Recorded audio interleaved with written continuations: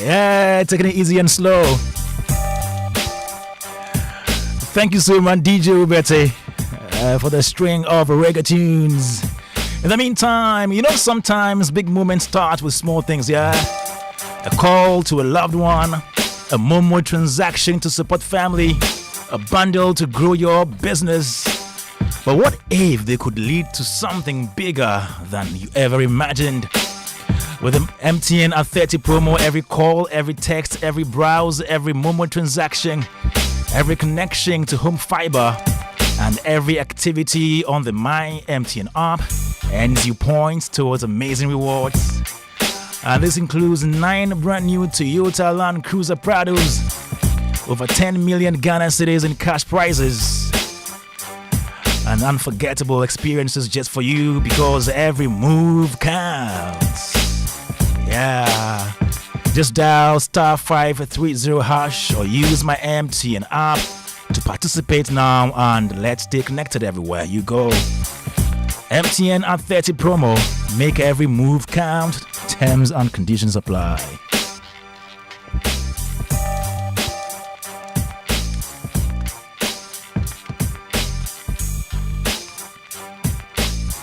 Now let me tell you how to feel refreshed anytime. All you need is High Five Choco Malt. It's the best bet for you. The first malt drink with a chocolate flavor to make you break loose. High Five Choco Malt refreshes you most when needed with its perfect blend of chocolate and malt paired with your hot meat pie or buffaloes. It's simply irresistible. High Five Choco Malt. Enjoy the malt. Feel the chocolate. High Five Choco Malt, the new normal. Best served chilled, available in all supermarkets and shops. Produced by Casapreco Company Limited. For bulk purchases, just call them on 026-2351-251. And this advert is FDA approved. Fantapim is calling. Yeah, Fantapim, Jin Shekan, George Quay School. Hey, Rofa Kessie. I'm very sure George Quay was the one who wrote this LPM. They are 150 years, and they have been the bedrock of excellence, shaping leaders who redefine the world. And as part of their historic 150th anniversary, the Fantapim Old Boys Association invites you to honor the giants among them. The giants. It's time to celebrate the trailblazers, the innovators, and the dedicated educators to carry the Jin Shekan spirit. So nominate an exceptional old boy, an outstanding teacher, or an impactful partner across their premier categories. Distinguished and emerging leadership category, and this from academia to arts and the legendary Edikanfo. We also have the Education Excellence category, honoring teachers and non-teaching staff. Then the Pan Industry and MOBA Special Awards, celebrating sports, science, and sustainability. Who inspires you? Whose legacy deserves to be etched in history? Don't let greatness go unnoticed. Submit your nomination today at www.awards.fantapim150.org. Fantapim at 150. Jin Shekan. In the meantime, I have some special guests here in the studio. I told you early on.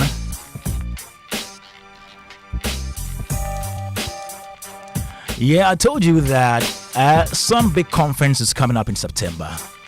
Yeah. And it's happening from 5th to 16th September.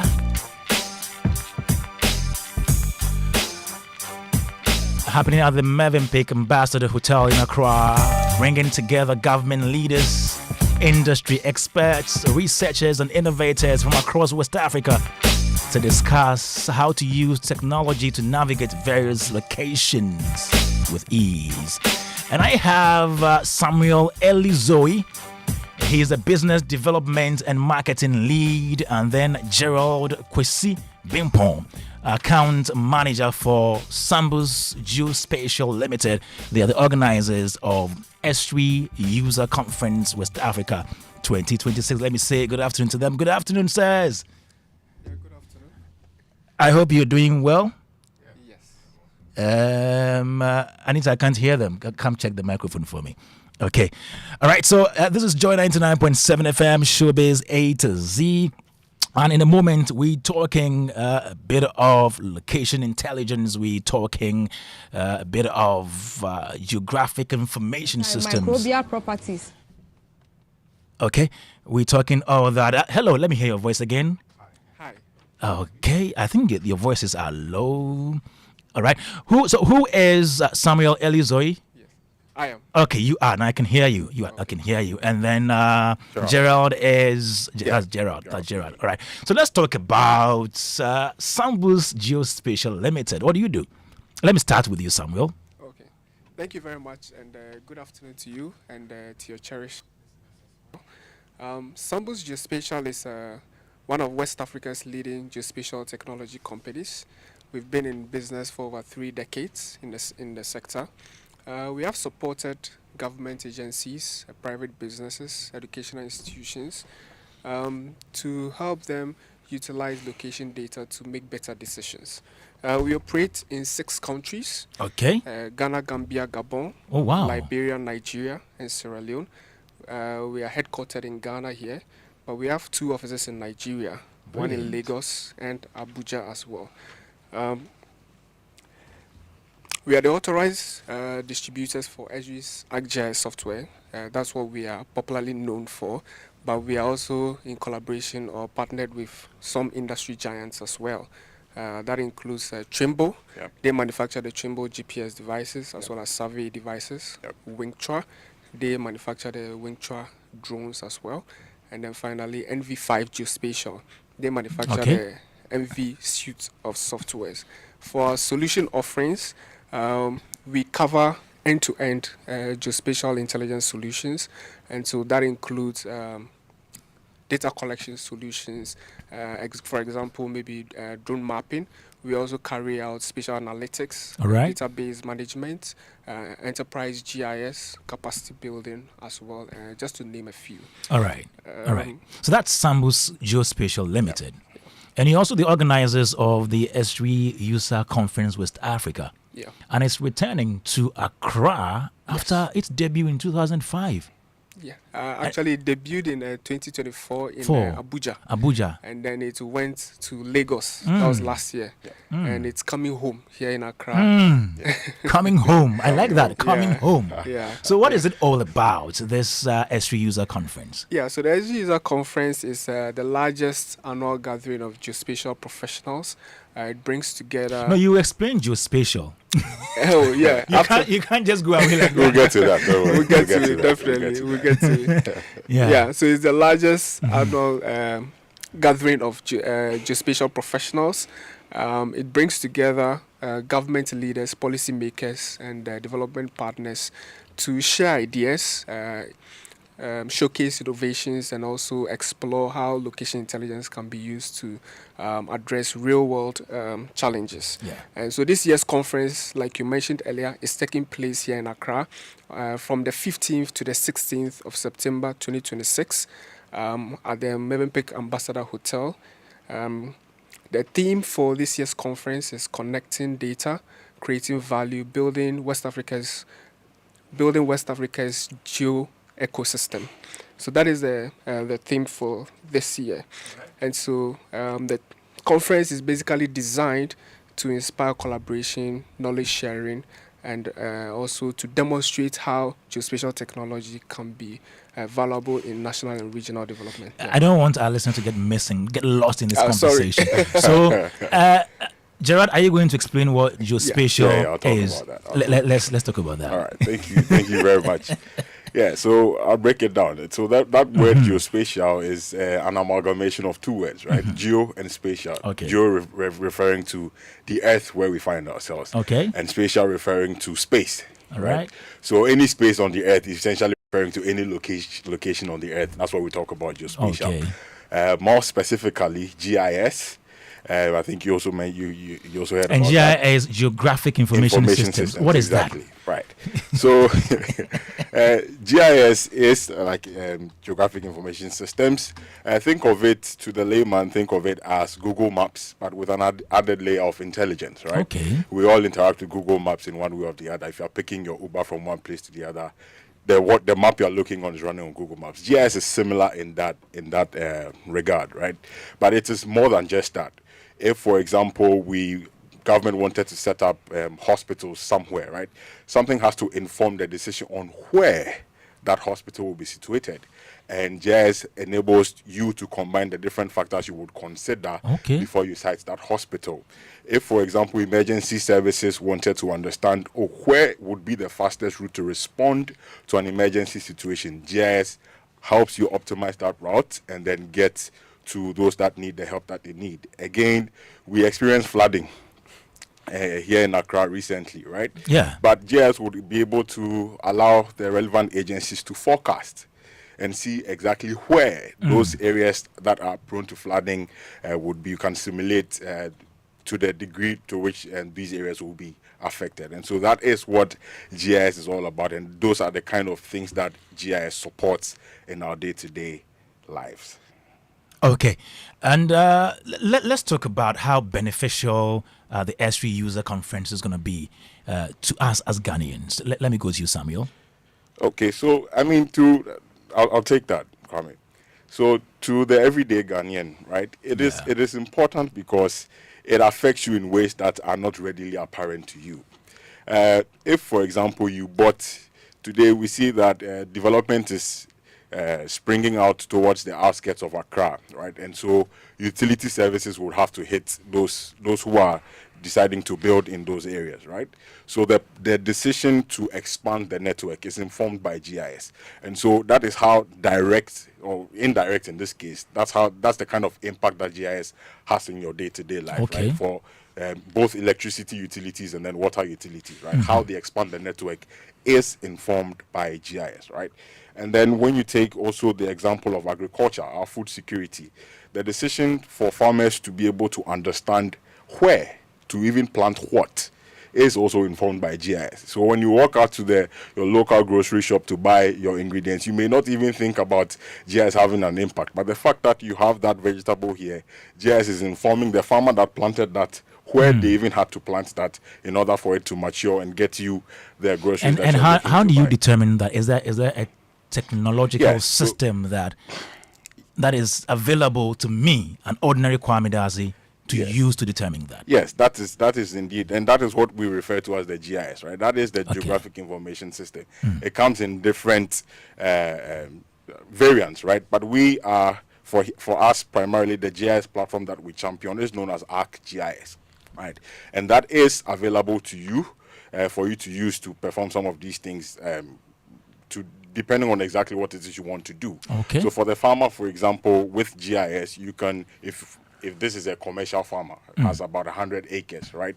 Before he decides to, let's say he grows maize, before he decides to grow his maize, he would assess the land, right? To see, okay, which of the areas are doing well and would be able to even support that specific crop, maize in this instance. Okay. That process is modeled within the GIS environment to inform that decision on where he would grow the maize. Yeah. So is that what you term location intelligence? Exactly. That is spot on, right? The intelligence derived from that location where you would plant it in this farmer's place. Yeah. The geographic information system yes, would give you location intelligence. Thank you very much. You have summed it up perfectly. All right. Because this show is for tourism, culture, and creative art, I want to ask a question related to tourism and art. Sure. So how can geospatial technology help identify or maybe develop tourism destinations across this country? For example, sometimes there are even tourist sites that are not known to everybody. Yeah. How do you use GIS to maybe let us know more of these areas that are heading to a lot of people? It's a brilliant question, right? And so if you pick the Ghana Tourism Agency, for example, they could embark on a campaign to map out all of these sites and then embed it on their website for people to even know where these ones are. So there are products that you can use, like story maps, for example, to create an interactive and immersive experience for users to even see where these tourist sites are, and then embed photographs, videos, walkthrough videos, and everything. But all of this is tied to one thing: the location of where all of these sites are. So you could even have something like I'd call it, and this is me improvising, right? So I'd call it the Ghana Heritage Locator, right? Oh, okay. Ghana Heritage Locator. So all, depending on, especially for those of us, those in the diaspora who would want to visit Ghana at one point in time, they can access this locator and then get a first-hand experience, immersive experience of all of these places before they even touch down into Ghana and then get this. And all of this is supported by GIS. All right. Yeah. And for maybe filmmakers, event organizers, or maybe museums and galleries in the creative industry, how can we use GIS or spatial technology to even understand audiences in this space better for smarter business decisions? Okay, so Sammy, are you taking this? so I don't mind. Well, okay. All right, you can chip in. You can chip Sure, in at I'll any chip point, in. right? Yeah. So at the end of the day, you would want to, assuming you are embarking on a marketing campaign, right? So say you're not having as many people troop in as you would normally do on a day-to-day basis as you're operating, right? You would want to understand where your existing clients are even coming from, right? And based on even the demographics of those clients, you can use that information represented on a map to even see where our customers, our regular customers or regular visitors coming from. What are the attributes that they share amongst themselves? And where else do we have people of similar nature sharing those attributes? Right? Once you query the system that way, you'd be able to even determine, okay, if we were to embark on a marketing campaign targeted at this specific location, it could be an activation, it could be a floater, you could do at this specific location to attract others who are over there to come in and then patronize your services. That is a way you can be able to. All right. Yes. So how do we get to be part of Esri User Conference West Africa 2026? Sammy? Yes, so to be part of the conference, you can follow us on our social media, Sambus Geospatial. We have a link there that you can click on and then just follow the prompts to register. It comes at a small fee of 1,040 Ghana cedi for you to register. Okay. Yes. Okay. Just that? Yeah, just that. And then you have full access to the conference. So who qualifies to attend? Anybody who registers automatically? Yes. Anyone who registers qualifies. Yes, definitely. Okay. And when is it happening again and where? It's happening from the 15th to the 16th of September. 15th to Yes. 16th. Okay, Yes. 15th. Yeah. To 16th. Yeah, The it's a 2-day. 16th. So it's a 2-day event. conference. Okay. Yeah. Okay. At the Movenpick Ambassador Hotel here All in right. Accra. Yeah. All right. We should be there, especially people in the creative industry. If you're listening, By all means. our people should be there as By well all means. to take advantage of this one. Thank you so much, Samuel Elizoe. He's business development and marketing lead, and then Gerald Kwesibimpon, account manager for Sambus Geospatial Limited. And they are the organizers of Esri User Conference West Africa 2026. Thanks so much for coming. Thank you. Thank you for having us. See you on 15th and 16th September. In the